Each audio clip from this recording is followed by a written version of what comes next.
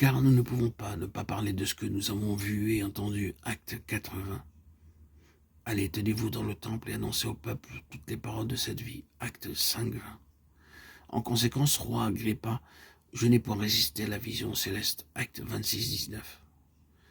L'Éternel répondit, voici, je traite une alliance, je ferai en présence de tout ton peuple des prodiges qui n'ont eu lieu dans aucun pays et chez aucune nation. Tout le peuple qui t'environne verra l'œuvre de l'Éternel. Et c'est par toi que j'accomplirai des choses terribles. Exode 34-10. Voici, je vais faire une chose nouvelle sur le point d'arriver. Ne la connaîtrez-vous pas? Je mettrai un chemin dans le désert et des fleuves dans la solitude. Ésaïe 43-19. Ce sont là quelques paroles parmi toutes celles que le Seigneur nous donna il y a 37 ans, lorsque l'œuvre commença dans le sud des Indes, à Madras.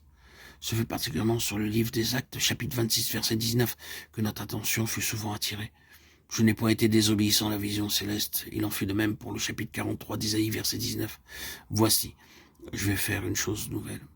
Hier soir, j'ai raconté comment le Seigneur nous avait rendus capables de diriger des campagnes de réveil en beaucoup d'endroits des Indes de 1936 à 1940.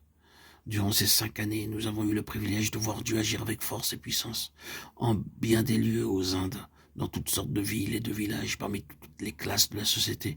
Nous eûmes la joie, le privilège de voir des multitudes d'âmes passer par la régénération et la nouvelle naissance. En ces jours-là, Dieu accomplissait toutes sortes de miracles parmi ces gens. Cependant, quelque temps après, en retournant visiter ces endroits, nous dûmes constater que beaucoup d'entre eux étaient devenus rétrogrades et qu'ils étaient retournés dans le monde. Ces situations firent naître dans notre cœur un fardeau spécial de prière pour chercher à connaître la volonté et la pensée de Dieu quant aux remèdes qu'il nous fallait appliquer à l'avenir. C'est à cette époque que nous fut donné le verset 19 d'Ésaïe 43, lequel s'imposa à notre esprit avec une grande insistance.